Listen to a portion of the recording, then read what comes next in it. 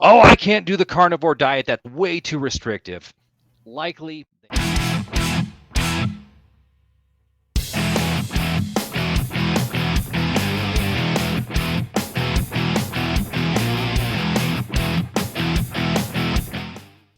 Hey, carnivore hunters, this is Doug. Hey, and this is Rick. So, hey, Doug, what is Yes. the what is the cheapest kind of meat you can get today? Uh, Beyond Beef. No, deer What? balls. They're under $1. Jesus. You hadn't All ever right. heard that one? Nope, no, I haven't heard that one. Okay, carnivore hunters. So, one of the things we hear most commonly from people when we're talking about the carnivore diet is that they could never do this kind of a diet or lifestyle, excuse me, because it's too restrictive. And in fact, I was talking to a guy today at work. I hadn't seen the guy for months and months. And he said, "Wow, man, it looks like you've lost a lot of weight." And I said, "Yeah, I'm down around 50." And he asked what I was doing. And I said, "Well, I'm doing carnivore." And he knew exactly what I was talking about. But his response was, "I could never give up my potatoes." Right. And so that's probably the most starchiest. Again, I'm not a nutritionist, but I believe it's probably one of the starchiest vegetables out there. And with starches, as soon as it hits your stomach, it starts to convert into sugar.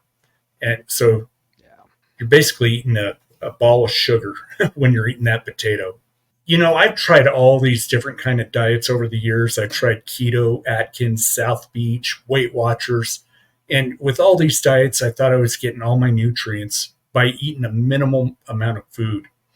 And but I felt hungry all the time, and I that's what would eventually cause me to fail is because I would start snacking in between meals.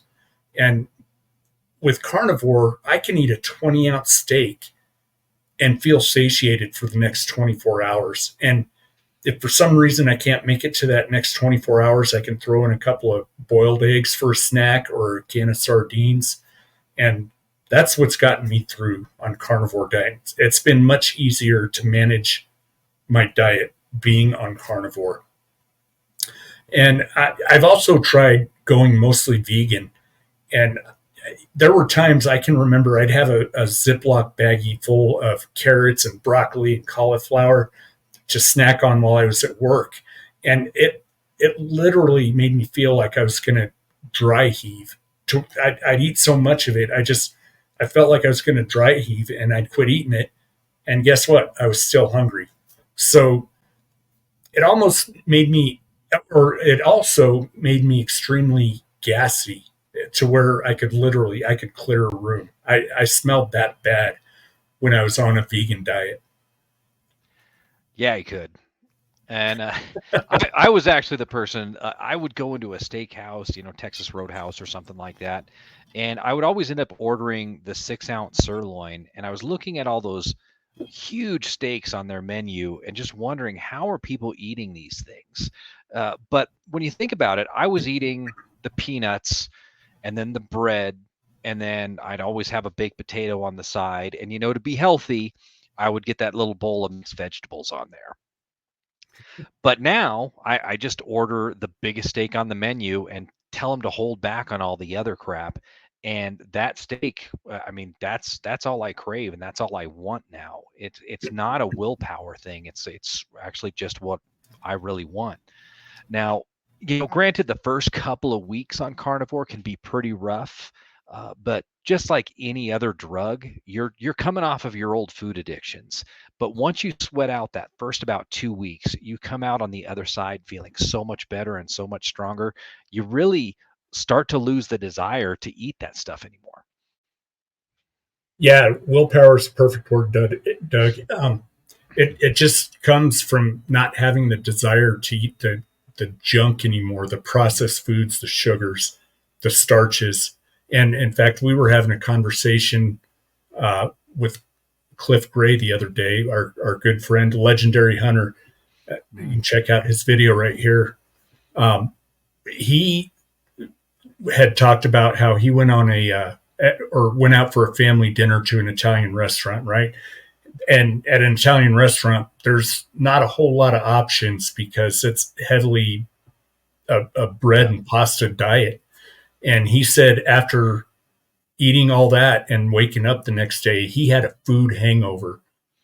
And so the way we interpret that is the swelling and the achy joints and everything came back. And Doug and I have both experienced that. And you've heard us talk about it in some of our other videos that that is a food hangover. And he couldn't have, it, I think that's a new phrase for us, Doug, a new catchphrase. We'll call it a food hangover from now Yep. on. It really is, and it hits you surprisingly quick when you realize you ate something you probably shouldn't have. But you just go from wanting variety to really starting to limit yourself further and further. And I know this sounds kind of counterintuitive, but you actually, at least for myself and my wife, and I think Rick feels the same way. You start to you, initially we ordered all these extra like chicken and pork, and we wanted a variety of meats on hand, right? And over time, the chicken and the pork really they stopped hitting the spot, and it was just never as satiating as that fatty red meat was. And it is because they're so lean. So as time goes on, you do get more restrictive, but it's not because you're being very disciplined.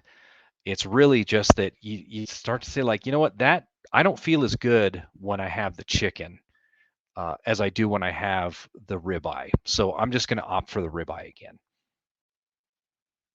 Yeah, exactly. So, bottom line here, carnivore hunters, whether it's a food hangover or hangry, Hmm. uh, for you new people out there, stop that processed food and sugar addiction.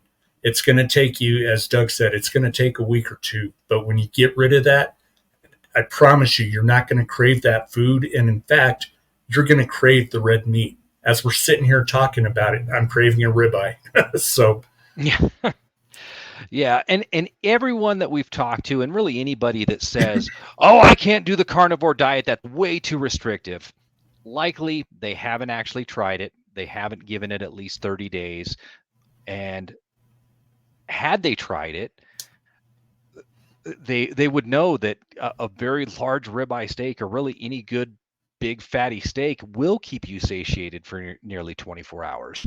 And that's, again, it just becomes that thing that you just start to crave. That's what you start to crave, and that's what you want to eat, because it's where you feel best once your meal is done. yeah, and another big secret, I don't think we talk about this enough, and it's sometimes counterintuitive because we've heard this phrase all our life is if you're not hungry, don't eat, right? If you're hungry, don't eat. But growing up, if you didn't eat everything on your plate, you weren't getting up from the table, or at least in our household. But Yeah. that's another story for another time. Actually, I think we've talked about it, Doug. Yeah. But we've all been programmed from the time we were kids to eat your three squares at specific times of the day. We don't have to live by that paradigm, and as we educate ourselves on this diet, we know that it's some people are OMAD, people are fasting for days or weeks at a time, and that's the way our ancestors lived. So that's why I say we don't need to live by that three squares three times a day paradigm. Absolutely. Our ancestors ate food when food was available, and sometimes it was days before a hunt was successful. So if you guys want more information, you can check out our series on the history of the human carnivore on how our ancestors ate. I talk about that quite a bit in there, but it can be a thing where it can go several days before they would eat. It's not a requirement that you eat every day. Actually, it's actually eating every day is a modern luxury. Yeah, no doubt. I think that's all we So have for today, right, Doug? yeah, I think that was it. All right, guys, break that carb and sugar and processed food addiction. And we will see you all next time. Have a great day or night, wherever you're watching from. Thanks, guys.